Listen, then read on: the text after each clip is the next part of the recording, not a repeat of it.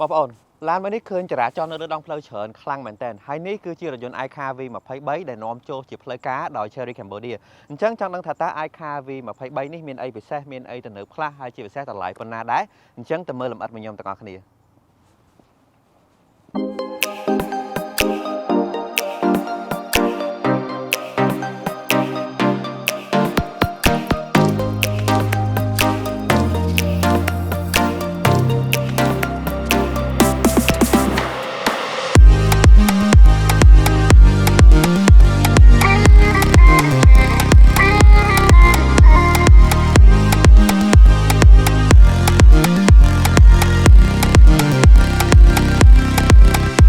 វីដេអូនេះធ្វើជូនជាពិសេសសម្រាប់បងដែលគាត់ឆាតមកសួរខ្ញុំដោយសារគាត់ឃើញរថយន្តនេះបើកនៅលើដងផ្លូវច្រើនហើយគាត់ឆាតមកសួរថាបងឡាននេះគេ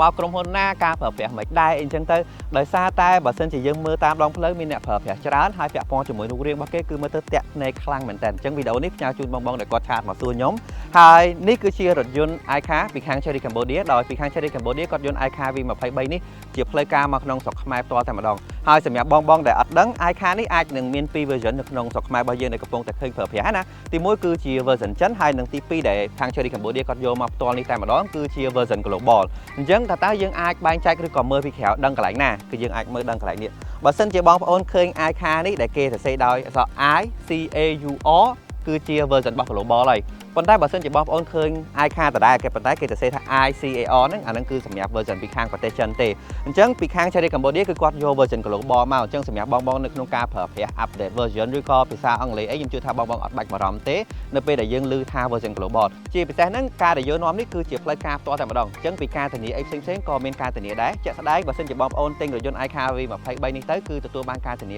8ឆ្នាំឬក៏160000គីឡូហើយជាពិសេសហ្នឹងជាងរបស់គាត់គឺគាត់បានទៅសិក្សាទៅ train ពីខាងប្រទេសចិនផ្ទាល់តែម្ដងគឺមាន certify មានសញ្ញាបត្របញ្ជាក់ត្រឹមត្រូវពីខាង Chery Cambodia ដូចគ្នាអូខេអញ្ចឹងកុំឲ្យខាត់ពេលយូរយើងចូលទៅមើលលម្អិតពាក់ព័ន្ធជាមួយនឹងការ design រូបរាងព្រោះនេះជាអីដែលចាប់អារម្មណ៍ខ្លាំងមែនទែននៅពេលដែលយើងឃើញបើកបរនៅលើដងផ្លូវណាជារួមហ្មងការ design របស់គេការ design បែបជ្រុងរាយមូលហើយការ design បែបនេះខ្ញុំជឿថាមិនថាបើកបរទាំងនៅក្នុងក្រុងឬក៏បើកបរទៅតាមផ្លូវ off road អីទេខ្ញុំគិតថាការ design រូបរាងនេះគឺមើលទៅស្អាតខ្លាំងមែនទែនសូម្បីតែខ្ញុំបងប្អូនមួយចំនួននៅពេលដែលយើងឃើញ iCar នេះគឺតាក់ភ្នែកខ្លាំងដោយសារតែដូចបងប្អូនបានឃើញចឹងកន្លែងកេមគេធ្វើមករៀងមូលលាយជ្រុងអីតិចទៅហើយអីដែលចាប់អារម្មណ៍ខ្លាំងគឺកន្លែងនេះជាគៀងផ្នែកខាងមុខនេះផ្ទាល់តែម្ដងអញ្ចឹងជាគៀងផ្នែកខាងមុខនេះគេ design រៀងបែបមូលអញ្ចឹងបើទោះបីជាបងប្អូនប្រើយូរឆ្នាំក៏ការ design មួយនេះអត់សាមដែរនៅតែប្រើបានស្អាតដដែលជាពិសេសវាក៏អមមកជាមួយពូដែលមានសមត្ថភាពភ្លឺនៅទីកង្កឹតអូតូដូចគ្នាផងដែរចង់មកខាងក្រោមតិចទៀតយើងឃើញមានការ design បែបលាយជាមួយនឹងពណ៌ខ្មៅច្រើនខ្លាំងមែនទែនហើយជាពិសេសយើងក៏មានមកជាមួយនឹង sensor 4គ្រាប់នៅផ្នែកខាងមុខផងដែរ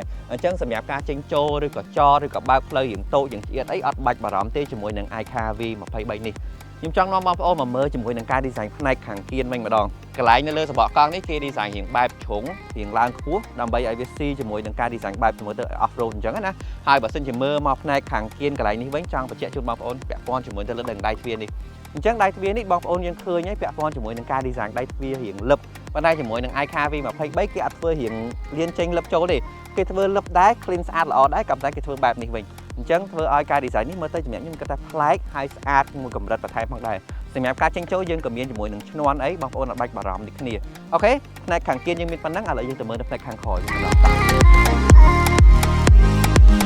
ផ្នែកខាងក្រោយវិញគឺគេ design កាត់មកផ្នែកខាងក្រោយមកអញ្ចឹងហ្មងអញ្ចឹងសម្រាប់ខ្ញុំគាត់ថាមើលទៅ clean ហើយស្អាតហើយមួយទៀតដែលខ្ញុំចូលចិត្តហ្នឹងគឺកន្លែងនេះគឺគេ design បែបថ្លាចូលទៅខាងក្នុងឃើញរំលេចមកជាមួយនឹង logo V23 ហើយមិនមែនគ្រាន់តែថ្លាកន្លែងហ្នឹងណាសូម្បីតែសោបងប្អូនក៏គេ design មកបែបរៀងថ្លាដែរអញ្ចឹងមើលទៅស្អាតប្លែកខ្លាំងមែនទែន stock វិញក៏បែបថ្លាហើយខាងក្នុងមានពណ៌ខ្មៅអញ្ចឹងមើលទៅវាស៊ីគ្នាល្អហើយយើងក៏មាន sensor ក៏ដូចជាកាមេរ៉ានៅផ្នែកខាងក្រោយដូចគ្នាផងដែរហើយចង់បញ្ជាក់ជូនបងប្អូនយើងចោះមកខាងក្រោមតិចយើងឃើញមាន logo Chery អញ្ចឹងដោយសារតែនាំចូលផ្លូវការជាមួយនឹងក្រុមហ៊ុន Chery Cambodia អញ្ចឹងដូចខ្ញុំបានបញ្ជាក់មកអញ្ចឹងពាក់ព័ន្ធជាមួយការធានាអីផ្សេងអត់បាច់បារម្ភទេកន្លែងនេះមិនគ្រាន់តែជាការ design ទេគឺយើងមានក្លុបសម្រាប់យើងដាក់អវ៉ាន់ផ្ទាល់បានតែម្ដងអញ្ចឹងឥឡូវនេះខ្ញុំបើកក្លុបឲ្យមើលអូខេបាទអញ្ចឹងក្លុបខាងក្រោយនេះយើងអាចដាក់អវ៉ាន់នៅក្នុងនេះបានអញ្ចឹងសម្រាប់បងដែលគាត់ធ្វើដំណើរទៅតាមខេត្តអីផ្សេងគាត់មាន first aid គាត់អាចយកអវ៉ាន់មកដាក់នៅខាងក្នុងនេះបានអត់បាច់បារម្ភទេកន្លែងដាក់អវ៉ាន់យើងមានកន្លែងនេះបន្ថែមកន្លែងនេះក៏យើងអាចដាក់អវ៉ាន់បានបន្ថែមលើនេះក៏ដាក់អវ៉ាន់បានបន្ថែមក្រោមនេះក៏ដាក់អវ៉ាន់បានបន្ថែមដែរកន្លែងនេះចង់បញ្ជាក់ជូនបងប្អូនថានៅពេលដែលបងប្អូនទិញពីខាង Chery Cambodia ទៅបងប្អូននឹងទទួលបានឆ្នាំងសាកចល័តមួយ hai quạt nâng tả lại năng xạ thà đó tia chun bóng ôn mới tiếp to thêm một đòn chắc nó về để tính tới bóng bóng bạch mà rõm từ lư hưởng tả lại năng xạ rồi có năng xạ ấy ok chẳng thay càng khéo dương miên phân nắng lấy dương châu tới này càng không thật mặt liền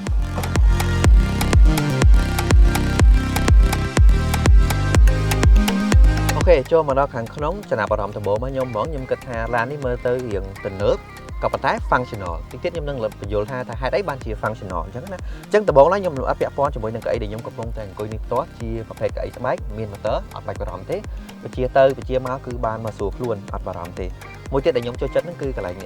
lại đã đầy rồi nhắm nhôm cho chất khang mà tên np để làm bao nhiêu miền cái lại đã đầy hiện thông chẳng na mới tới np để dương chop stop rồi có step lên ấy dương coi cho tới bây relax để chill này này hai np để dương áp bát cả xuống luôn này dương coi cho mắt cứ mẹ làm tha lan bao nhiêu cứ relax xuống mà hai cái lại ní buổi tông và chia cái lại ní đây free ấy cứ mới tới hiện bài premium cái phở chia và phải tập vẽ phân tay tập vẽ bài phường hai căn khó cái lại nạ ván cái thưa chia và phải thành ánh để VC cho mọi người cần sắp kê xem nhạc bạc plug off road ấy mà chúng luôn chẳng từ nghĩa mau mà lọc vẽ phon cho mùi cho câu này với chân cho câu này vẽ phon cho mùi đây là ca và chia sen bắt bài ấy cứ nghi xuống tôn khang mình đến bây giờ cái cọc premium đấy chỉ cái lấy cứ nơi hàng lớn ní mỗi tiết đại nhung trang và trẻ chung bao ổn nó cứ mà lọc này áp phở chia và phải công tơ cứ dân phở nó không được ekran to thành mà đâu còn cái lại những cái adver chia và phải bài đưa cờ chia và phải chối còn cái ca đi giải mà cái hiện mới tới được bài mò bài phỏ kho với chẳng là cái dân tiếp tới cứ dân đằng mà cho nhưng cái thang lại những ca đi giải mới tới hiện like này đấy viết phơi chia và phải mới tới đi dân nhà làm tha chia và phải mò nó càng không lan chẳng chẳng VC cho mỗi nó cần sắp upload cái được nhé này càng nít còn miền được kia bằng đài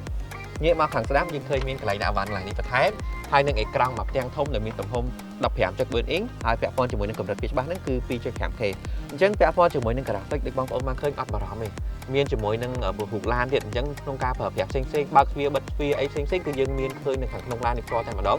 rang bạc là bên panna ấy panna cứ việc đã tua chỉ còn trên là thằng nông được cái này hai vẽ phone cho mỗi nó ca và chia xinh drive mode rồi có like rồi có vẽ phone cho mỗi nó energy rồi có ở phone setting xinh cứ dân phở vẽ nó nông ekran này to thành mà đó trong má khăn khổ chia cả lại để nhung cái tha functional mà thế của bóng ôi này con mưa video nhung con chị đăng ấy miền mà xin là trẻ sinh sợi nó không ekran vi trường là o muối vi mới tới tình nước vi mới tới clean còn tay nó phải để dân bao hiện là bươn lươn á nè dân bảo bạn mình tay nó không ca focus nó lên flow khó ai thở châu mà phải chia cho muối nâng mình xin trẻ phòng chẳng hết ban chia ai ca vi phải bấy còn tạt lẹ mau cho muối một tông nó khăn khổ mà chẳng thời ca từ trẻ phân na thôi phân na dân ba lán phải đây dân phải chia chắc cứ nghi xuống hai sự vật tập tiêm mình thành hai cái đôi chia tại một phần này chẳng nó phải để cái đáy nhưng nó phải bóng ôi là cái tại một mình cái class ok cho má khang khom tích tiết dân khơi miên cái lại đại tất bạ bản man tràn khang bền tét hai cái lánh ní có chia cái lánh functional phần này của bóng ôn tay tại miên từ sao phải lang khác ở miên đằng thật ra cô đã từ sao rồi nè phải khác đạn nịch đạn nấu trong tới mới tới việc clean là xa chẳng này chẳng ai kha vì mà phải bay miên cái lại ní đã cho má cứ mới tới clean xa là o maintain cái lánh nào vẫn còn miên được hàng nông đi thémถ้า อ้อมมา chỉ มือ 1 รุ่น USB-C หรือ โห ตัด ดอ ปี ขวบ แทน ផង ដែរ អូខេ អញ្ចឹង ផ្នែក ខាង មុខ យើង ជួប ប៉ុណ្ណឹង ឥឡូវ យើង ទៅ មើល នៅ ផ្នែក ខាង ក្រោយ វិញ ម្ដង iCar V23 នេះ សំ ទាំង អ្នក ខ្លួន មួយ បើក រៀង off road អី ចឹង ទៅ ហើយ ក៏ សំ សម្រាប់ អ្នក មាន គ្រួសារ ដែរ ដូច ឃើញ ប្រាប់ អញ្ចឹង កន្លែង នេះ យើង មាន កន្លែង សម្រាប់ យើង ដាក់ អាវ៉ាន់ បាន បន្ថែម អី ចឹង ណា ប៉ុន្តែ បើ សិន ជា អត់ ទេ បិទ ចេះ វិញ មក អាច ដាក់ កៅអី កងាន នៅ នេះ បាន ផ្ទាល់ តែ ម្ដង ហើយ អី ដែល សំខាន់ នេះ ខ្ញុំ ចូល ចិត្ត នេះ អូខេ ដូច បងប្អូន បាន ឃើញ អញ្ចឹង កៅអី អង្គុយ កន្លែង អង្គុយ របស់ គេ មើល ទៅ បាន មក ក្លឹប ខ្លួន ស្រួល មក ហើយ សម្រាប់ ខ្ញុំ គិត ថា ខាង ក្រោយ នេះ អង្គុយ 3 នាក់ អត់ បារម្ភ ទេ ហើយ position អង្គុយ គឺ បាន មក ស្រួល ខ្លួន អត់ ត្រង់ អត់ ផ្ដេក ពេក និយាយ ទៅ ខ្ញុំ គិត ថា មក ប៉ុណ្ណេះ គឺ បាន មក អែម ហើយ ហើយ ខ្ញុំ ចូល ចិត្ត កន្លែង នេះ លាយ ជាមួយ នឹង ពណ៌ ទឹកប្រាក់ នៅ លើ កៅអី តិច យើង អត់ មាន អារម្មណ៍ ថា ទេ ខ្លួន ទេ ក៏ ប៉ុន្តែ មើល ទៅ មាន អារម្មណ៍ ថា ការ design របស់ គេ គឺ បែប ស្អាត ហើយ កន្លែង ដាក់ វ៉ាន់ មាន ច្រើន ដាក់ នេះ ក៏ បាន នេះ ក៏ បាន នៅ ក្នុង នេះ ក៏ អាច ដាក់ វ៉ាន់ បាន បន្ថែម ផង ដែរ អូខេ អញ្ចឹង ទូ ប៉ុណ្ណឹង ឥឡូវ ដល់ ពេល ដែល យើង ត្រូវ test drive ម្ដង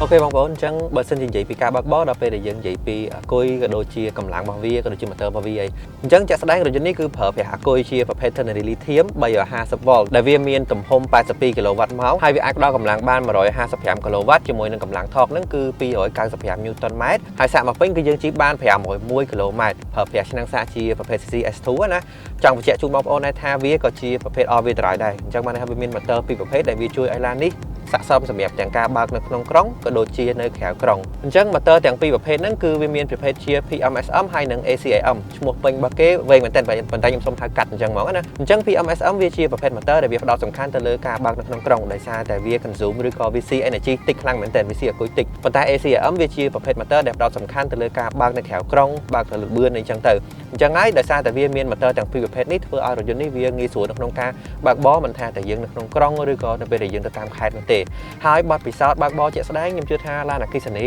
100ទាំង100បងប្អូនប្រកាសជាដឹងទៅលើការបើកបរស្រួលស្ងាត់អត់បារម្ភទេប៉ុន្តែមុខងារមួយដែលខ្ញុំចូលចិត្តហ្នឹងគឺពាក់ព័ន្ធជាមួយនឹង low speed alert sound អញ្ចឹងនៅពេលដែលយើងបើកមុខងារហ្នឹងទៅជាពិសេសនៅពេលដែលយើងបើកក្នុងក្រុងណាវានឹងបញ្ចេញសលេងតិចៗធ្វើឲ្យអ្នកដែលចិត្តខ្លួនរបស់យើងហ្នឹងក៏គាត់ដឹងថាឡានយើងមកដល់ហើយអញ្ចឹងសម្រាប់ការបើកនៅក្នុងក្រុង speed តិចៗបើសិនជាឡានស្ងាត់ពេកអ្នកខ្លះអត់ដឹងថាឡានមកពីក្រោយទេប៉ុន្តែដល់ពេលដែលយើងបើកមុខងារហ្នឹងអាចឲ្យអ្នកជុំវិញខ្លួនដឹងថាអូឡានយើងកំពុងតែមកដល់ប៉ុន្តែបើសិនជាបងប្អូនអត់ចូលចិត្តក៏អាចបិទមុខងារនឹងបានផងដែរមួយទៀតពាក់ព័ន្ធនឹង drive mode យើងមានច្រើនខ្លាំងមែនតើទី1គឺ eco ទី2គឺ comfort ទី3គឺ sport ទី4គឺ slippery ហើយនិងទី5គឺ off road ហើយក៏មាន mode មួយទៀតគឺ individual ដែលយើងអាចសេរីកំណត់បានថាតើយើងចូលចិត្តបែបម៉េចគឺយើងកំណត់បានអញ្ចឹងទៅហើយបើសិនជាយើងប្រើប្រាស់ជាមួយនឹងមុខងារ off road ណានៅលើអេក្រង់នេះផ្ទាល់វានឹងបង្ហាញថាតើរថយន្តរបស់យើង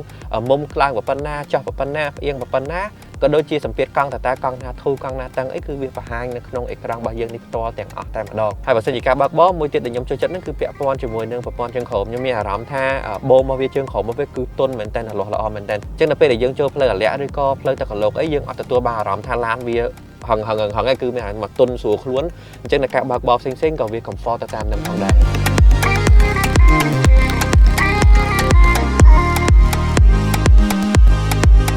អូខេបងប្អូនយល់យ៉ាងណាដែរពីរថយន្ត iCar V23 មួយគ្រឿងនេះសម្រាប់ខ្ញុំចូលចិត្តច្រើនពាក់ព័ន្ធជាមួយនឹងការ design រូបរាងរបស់គេព្រោះមើលទៅស្អាត clean បើកបរទាំងនៅក្នុងក្រុងក៏មើលទៅរៀង stylish ហើយបើកបរនៅតាមខេត្តក៏បានមកអែមផងដែរហើយមួយទៀតពាក់ព័ន្ធជាមួយនឹង option របស់គេក៏មានច្រើនរីឯតម្លៃក៏សមរម្យផងដែរជាក់ស្ដែងតម្លៃរបស់គេគឺខ្ទង់$30,000ជាងជាមួយនឹងការធានា8ឆ្នាំឬក៏$16,000គីឡូអញ្ចឹងសម្រាប់តម្លៃជាក់ស្ដែងបងប្អូនអាចតាក់ទងទៅខាងក្រុមហ៊ុន Cherry Cambodia បានដែលខ្ញុំនឹងទុកព័ត៌មានបន្ថែមរបស់គាត់នៅលើ caption ហើយជាក់ស្ដែង showroom របស់គាត់គឺនៅលើផ្លូវ OCIC ផ្ទាល់តែម្ដងបើសិនជាបងប្អូនជិះពីជ្រោយចង្វាទៅគឺនៅខាងស្ដាំដៃណាអញ្ចឹងសម្រាប់ព័ត៌មានបន្ថែមខ្ញុំនឹងទុកពាក់ព័ន្ធជាមួយនឹង map ក៏ដូចជា page Facebook របស់គាត់នៅលើ caption ខាងលើដូចគ្នារីឯលេខទូរស័ព្ទក៏ដូចគ្នាផងដែរអញ្ចឹងព័ត៌មានលម្អិតហ្មងបងប្អូនអាចតាក់ទងទៅគាត់ច្បាស់ជាងអញ្ចឹងណាអូខេអញ្ចឹងវីដេអូរបស់យើងក៏បានមកដល់ទីបញ្ចប់ហើយដែរអរគុណសម្រាប់ការទស្សនាពីខ្ញុំផ្ទុះហើយយើងនឹងជួបគ្នានៅវីដេអូក្រោយ